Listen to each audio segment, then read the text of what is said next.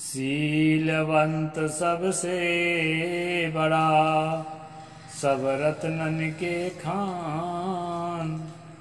तीन लोक की संपदा, रही शील में आन। नमस्कार दोस्तों, मैं अविनाश दास रेशनल कबीर यूट्यूब चैनल में आप सबका हार्दिक स्वागत करता हूं। साथियों, यदि आप सब्सक्राइब न किए हों तो सब्सक्राइब जरूर कर लें और शेयर करके अपने साथियों तक पहुंचाएं। शुरू से आखिरी तक देखें दोस्तों, बेल आइकन को प्रेस करें, ऑल नोटिफिकेशन ऑन रखें और मुझे कमेंट जरूर लिखें। साथियों, कल हम लोगों ने ये जाना था कि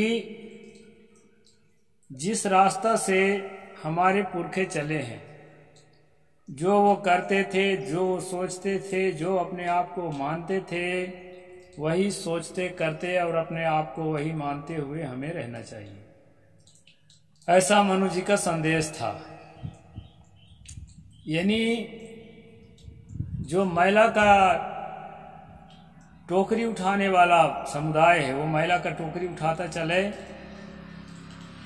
जो मरे पशु हटाने वाला समुदाय है, वो मरे पशु हटाता चले।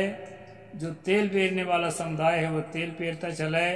जो बाल काटने वाला समुदाय है, वो बाल बनाते चले। और जिसका जो काम है दारू बनाने वाला दारू बनाए, और भी काम जिसका है वो करता चले। कुछ नया सोचने के लिए, कुछ ऊपर उठने के लिए मन में विचार नहीं बनाना चाहिए। ये शिक्षा मनु जी कल दे रहे थे और उनके मेरे माध्यम से मैं आपको कह रहा था और मैं खंडन भी कर रहा था। ये शिक्षा हमें फायदेमंद नहीं लगती है। दोस्तों, आज आगे बढ़ते हैं। आज शायद कुछ अच्छी बातें भी आपके सामने आ रही हैं, इनको आप ग्रहण करिए। ऋत्विक पुरोहिताचार्य मातुला तिथि संसृतैः बाल वृद्धा तुर्वैद्यैर् ज्ञात संबंधी बांधवैः माता पितृभाम जामी भी भ्रात्रा पुत्रेण भार्यया दुहित्रा दासवर्गेन विवादम न समाचरेत। यज्ञ करने वाला पुरोहित, आचार्य, मामा, अतिथि, आश्रित वर्ग, बालक, वृद्ध, रोगी, वैद्य, दामाद, साला और माता कुल के लोगों के साथ, माँ बाप, बहन, पतोही, भाऊ, बेटा, बेटी, स्त्री और नौकर के साथ विवाद न करें। बड़ी अच्छी बात है। विवाद तो दोस्तों किसी के साथ नहीं करना चाहिए। हमें डिस्कस करना चाहिए, डिबेट नहीं। अगर कहीं डिबेट हो जाए तो हॉट डिबेट नहीं होना चाहिए, गर्मा गर्मी। उससे मन खराब होता है, मानसिक संतुलन बिगड़ता है, हार्ट पर जो है, हृदय पर गलत असर जाता है और जो है मस्तिष्क में विकृति आती है। इसलिए अपने को संभाल कर रखना चाहिए। यहाँ पर जिन लोगों को गिना गया है, केवल उन्हीं की बात मैं नहीं करता, मैं तो कहता हूँ किसी से भी विवाद ना करें। जो कोई आवे बात बढ़ावे, दुई वचन सुन रहिए, अपने सतगुरु साहिब से मिल रहिए। सतगुरु कबीर साहिब ने कहा है, आप अपने संतों के, अपने गुरु के, अपने सतगुरु के विचारों में रमते रहिए, उसी में अपने मन को रमाइए। कोई विवाद करने आता है, बकबक करता है, उसको सुन ले, चल भाई तू ही बड़ा रहा। क्योंकि विवादी के साथ टकराने का कोई फल नहीं मिलता है। हमें जो करना है वो करना है, वो रोक लेगा क्या? तो विवाद जो है न करना अच्छी बात है। यहाँ पर हम मनु जी के साथ हैं। यहाँ पर बढ़िया शिक्षा है, इसको हमें स्वीकार करना चाहिए, ऐसा मेरा विचार है। एतैर्विवादान् संत्यज्य सर्वव्यापैः प्रमुच्यते यतिर्भिजयश्च जयति सर्वालोकमानिमागृही। जो इन लोगों से विवाद नहीं करता वह सब पापों से छूट जाता है। इसके साथ झगड़ा न करने वाला पुरुष इन लोगों को प्राप्त करता है। कुछ लोगों का नाम आएगा जिन लोगों का इसमें नाम गिना गया है। उन लोगों के अलावा भी अन्य भी किसी से अगर आप विवाद नहीं करते हैं तो आपका पाप समाप्त होता है। इसका मतलब क्या है? इसका मतलब ये नहीं है कि आपने हत्या कर लिया है तो आपको पुलिस ढूंढना बंद कर देगी। इसका मतलब ये है दोस्तों, पाप और अपराध अलग चीज होते हैं। इसको आप बारीकी समझ लीजिए। पहले मन में पाप पैदा होता है, पाप मन का विषय है, और वो पाप जब प्रबल होता है तो अपने धुन में शरीर को ढाल लेता है, अपने रंग में रंग लेता है। तो हम जो है पाप की क्रिया करते हैं। जैसे काम वासना मन का विषय है, शरीर का नहीं। पहले मन में आएगा, मन में जब प्रबल होगा तो इंद्रियों को प्रबल करेगा और फिर हाथ पैर सबको प्रबल करेगा और पूरा शरीर, पूरा जीवन ही समर्पित हो जाएगा उसके लिए। इस तरह से दोस्तों, जो आजकल बलात्कार के, गैंग रेप के जो केस आप देखते हैं, ये मन से उत्पन्न हुआ पाप जो है, उस पर विचार नहीं करने के कारण, उस पर चिंतन नहीं करने के कारण आपको अपराधी बना देता है। आपके अंदर में क्रोध, अहंकार पैदा होता है। आप उसको भीतर भीतर भीतर भीतर नहीं पचाते हैं, साधना नहीं करते हैं, तो क्या होगा? वो प्रबल होगा। प्रबल होकर के आपकी इंद्रियों को अपने साथ ले लेगा, और आपके इंद्रियों के अपने साथ लेने के बाद किसी की मारपीट करेंगे, किसी के धन लूटेंगे, किसी की हत्या करेंगे, और जो है आप एक अपराधी ठहर जाएंगे। अपराध के मूल में मन का पाप है। और अगर आप विवाद से अपने आप को बचा के रखेंगे तो इस तरह के मन के पाप जो है प्रबल नहीं होते हैं। इसलिए यहाँ मनु का कहना गलत नहीं है। अब इनके पाप का अर्थ कोई और हो सकता है, लेकिन पाप का जो मैं अर्थ मानता हूँ उस अर्थ के हिसाब से बात ठीक है कि अगर आप अपने को संयत रखते हैं, अपने को गलत कामों से बचा के रखते हैं, अपने मन को गलत सोच से बचा के रखते हैं, तो आपका मन पापी नहीं होगा। मन पापी नहीं होगा तो आपका जीवन अपराधी नहीं होगा। इसलिए विवाद से बचना बड़ी अच्छी बात है, इसको हमें स्वीकार करना चाहिए। आचार्यो ब्रह्मलोकेश प्रजापत्ये पिता प्रभु अतिथि स्वीन्द्र लोकेशो देवलोकस्य चार्विजः। जो आचार्य है वो ब्रह्मलोक का, पिता प्रजापति लोक का, अतिथि इंद्र लोक का और यज्ञ पुरोहित देवलोक का स्वामी होता है। ये जो है कल्पना से लोक लोकांतर माना गया है दोस्तों।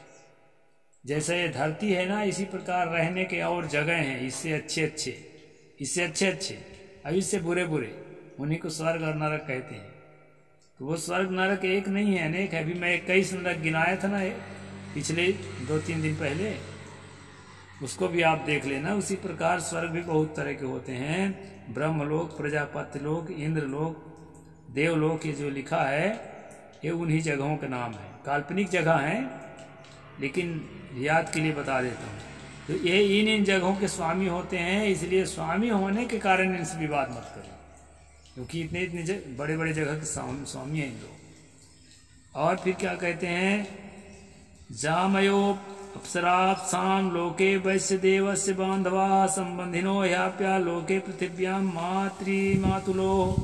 बहन और वधु का अप्सरा लोक पर, अप्सरा लोक का जो है, अप्सरा लोक मतलब वेश्याओं का लोक। आप वाल्मीकि रामायण में भी इसको पढ़ेंगे कि अप्सरा क्या होती हैं, उनके पति नहीं होते, और जो पुरुष उनको पसंद आता है उसी को जो है अत्यंत सुंदर होती हैं, उसी के नज़दीक जाती हैं और अपने काम वासना को उसी से तृप्त करती हैं, किसी भी पुरुष के साथ। तो हमारे इस लोक के भाषा में इसको वेश्या ही कहा जाता है। तो बहन और वधु जो है उसी लोक के मालिक हैं। इस किताब में दोस्तों जहाँ भी स्त्रियों का वर्णन आता है तो स्त्रियों को जो है ना वो चीज़ नहीं दी जाती है जो चीज़ दी जानी चाहिए। ये चीज़ है। बाकी ज्ञान की बातें हैं जो उसको तो मैं खुद ही भूरी भूरी प्रशंसा करता हूँ। और बांधवों का वैश्य देव लोक है, संबंधियों का वरुण लोक है, माता और मामा का भूलोक का प्रभुत्व है। इन लोगों का प्रभुत्व है, इन जगह का मतलब स्वामी है, मालिक है। इस कारण से इन मालिकों के साथ विवाद मत करो, ये यहाँ पर एक कहा गया है। आकाशो सस्तु विज्ञेया बाल वृद्ध कृशातुरा भ्राता ज्येष्ठा समा पित्रा भार्या पुत्र स्वतनु। बालक, वृद्ध, कृष और रोगी आकाश के स्वामी होते हैं। रोगी भी स्वामी होता है। बड़ा भाई पिता के तुल्य होता है। स्त्री और पुत्र तो अपना शरीर ही ठहरा, फिर उसके साथ विवाद कैसा। कुल मिलाकर इस प्रसंग में विवाद से बचे रहने की बात कही गई है। हमें जो है विवाद किसी से भी नहीं करना चाहिए। मैं पहले बता चुका हूं, अपना ही मन उलझता है, अपना मन उलझे अपना घाटा क्यों उठाया, बीमारियां भी बढ़ती हैं उससे। इसलिए आप विवाद किसी से नहीं करिए। नहीं, मतभेद है, अपना वो जाने अपना हम जाने। किसी को रोके हम थोड़े रुक जाएंगे, कोई रोक लेगा हमको, उसमें है हिम्मत, नहीं रोकेगा। हम अपना काम करेंगे, लेकिन जो है उसके साथ हार्ड डिबेट नहीं करेंगे, गर्मा गर्म बहस नहीं करेंगे। शांति से सुलझ जाए तो सुलझ जाए। देखें ना नेताओं को कितने गंभीरता से बात करते हैं, भले वो खुद अपराधी हो। तो आप अपराधी मत बनो, लेकिन बात गंभीरता से करो, गहराई से करो, शांति से करो, मजे से हंसते गुनगुनाते हुए। जीवन का रस हंसता गुनगुनाता मुस्कुराता हुआ है। तो इस प्रकार दोस्तों यहाँ पर ये बताया है। छायासो दास वर्गश्च दुहिता कृपणो परम तस्माद् देते रक्षितः सहेता संवरः सदा। दास वर्ग अपने छाया के समान होते हैं।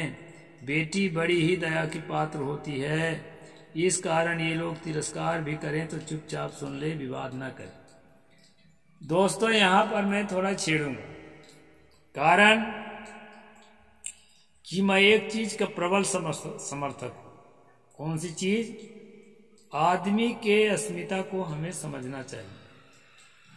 मनुष्य मनुष्य होता है, बेटी हो या दास वर्ग। यहाँ दास वर्ग कहा है छाया, छाया के समान। छाया को चाहे जितना पीटो उसको कोई बात नहीं है। छाया को खाने को ना दो तो कोई बात नहीं है, पहनने को देने का सवाल ही नहीं है। छाया छाया होती है, मनुष्य को छाया मत समझो। मनुष्य मनुष्य होता है और आपकी तरह होता है। किसी संकट के कारण, किसी परेशानी के कारण, किसी प्रकार उसके पास आर्थिक स्थिति ठीक नहीं है, सामाजिक परिस्थिति ठीक नहीं है, घर में किसी दुख से पीड़ित, किसी मुसीबत से पीड़ित है, तो वह बेचारा आपके यहाँ नौकरी कर रहा है। इसका अर्थ यह तो नहीं कि वो आदमी नहीं है। इसलिए नौकर को भी, जिसको नौकर समझते हैं लोग, बराबर का समझना चाहिए। काम का बंटवारा अलग है, उसका जो काम है वही करेगा, ठीक है, मानते हैं। अपनी योग्यता के अनुसार काम कर रहा है, अपनी परिस्थिति के अनुसार काम कर रहा है, लेकिन वो जो है आपकी छाया नहीं है, बल्कि आपकी तरह मनुष्य। कभी कभी तो देखा जाता है कि जो हमारे यहाँ काम करते हैं ना, हमसे कहीं बेहतर मनोदशा के होते हैं, बेहतर सोच होती है, बेहतर पवित्र भावना होती है, त्याग होता है, समर्पण होता है, और समाज के लिए भी उत्तम सोच होती है। इसलिए दोस्तों कभी भी किसी को दास वर्ग के रूप में, छाया के रूप में, अपने अधीन के रूप में हमें सपने में भी नहीं देखना चाहिए। मानव मानव होता है। यहाँ पर इन्होंने जो कहा है, इसके साथ मैं खड़ा नहीं हूँ। यहाँ पर इस वाणी के साथ मैं मनु के साथ खड़ा नहीं हूँ। और जो इन्होंने कहा है, बेटी जो है बड़ी दया की पात्र होती है, ऐसे लगता है बड़ा प्यारा शब्द, दुलरुआ शब्द है। ये दुलरुआ नहीं है, मीठी छुरी है, मीठी छुरी। दया की पात्र नहीं है, वीरांगना है, उसको झलकारी बाई बनने दो, अवंती बाई बनने दो बेटी को। दया के पात्र मत रखो कि कोई रोगी है, कोई दुखिया है, असहाय है, वो दया का पात्र होता है। अब बेटी को दया का पात्र बना के रखने की बात जो यहाँ कही गई है, इस बात के साथ मैं बिल्कुल भी सहमत नहीं हूं। हालांकि मेरे अपने लोग भी कभी कभी इन बातों को लेकर मेरे खिलाफ हो जाते हैं, लेकिन ये सच्चाई है दोस्तों। जो दया का पात्र बेटी को, बेटा को या किसी को बना के रखेगा ना, तो क्या होता है मालूम? मेरी माँ इसी छत्तीसगढ़ की थी और छत्तीसगढ़ी खूब बोलती थी। हमारे यहाँ छत्तीसगढ़ी वैसे प्रचलन में नहीं है जन्मभूमि में।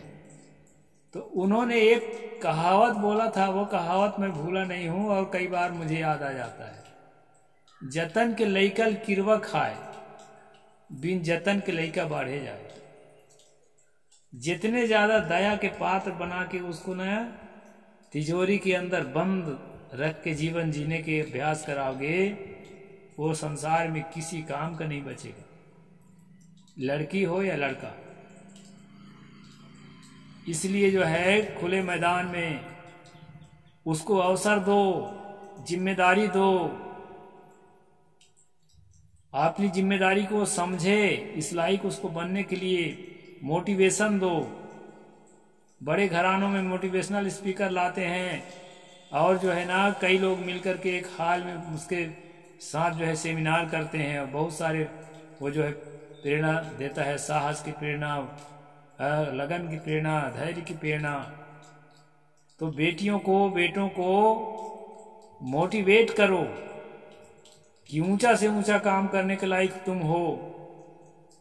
तुम्हें कौन कह दिया कि तुम किसी लायक नहीं हो, दया के पात्र नहीं हो, बल्कि स्वयं सक्षम हो करके जो दया के पात्र हो उस पर दया करने के लायक बनो।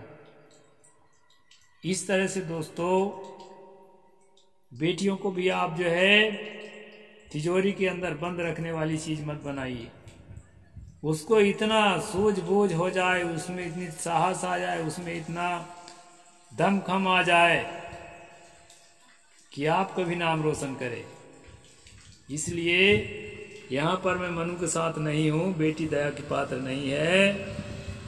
और इन्होंने जो कहा कि इनका तिरस्कार ना करें, एक दो बात कहे तो सुन ले, ठीक है भाई, एक दो बात हम सुन लेंगे, इसको हम मानते हैं मनु जी को। इस प्रकार से दोस्तों आज मैंने आप लोगों को बताया कि विवाद से बचना है, अपने मन को संयम साधना में लगाना है और जो है अपने जीवन को इतना पवित्र बनाना है। पवित्र जीवन ही ऊंचा उठता है, संयमी जीवन ही जो है ऊंचाई तक जाता है। नहीं तो आदमी जो है ना अपने ही अंदर के विकारों में जल जल कर भून भून करके और नष्ट हो जाता है, ना अपने लिए कुछ कर पाता, ना समाज के लिए कुछ कर पाता। इसलिए यहाँ अधिकतम बात, आज के स्ट्रीम में अधिकतम बात जो है शिक्षाप्रद रही है। अब इन बातों को हमको अपने जीवन में अप्लाई करना चाहिए। अच्छी बातें कहीं से आती हो उसके लिए जो है ना एकदम अपने दिमाग को खुला रखें, और जो बातें जो है नहीं है अच्छी, आज के हिसाब से, उस जमाने के हिसाब से सह रही हो, उस बात के लिए जो है ना एकदम खुला दिल। इसलिए मैं जो बात है तो उसका खंडन भी कर देता हूँ, और खंडन तो मैं करता ही हूँ, खंडन के नाम से फेमस हूँ। तो यहाँ पर दोस्तों बेटी के लिए और दास वर्ग के लिए यहाँ अच्छी भावना नहीं रखी गई है, इसका मैं विरोध करता हूँ, कड़े शब्दों में निंदा करता हूँ, क्योंकि मोटिवेट करके सबको आगे बढ़ाना है। गिरे हुए जो अपने साथी कहकर हाथ उठाना है, हम भारत के वीर सिपाही आगे कदम बढ़ाना है। नमस्कार दोस्तों, साहिब बंद की जय जोहार। सब्सक्राइब जरूर करें और आगे शेयर करें। धन्यवाद।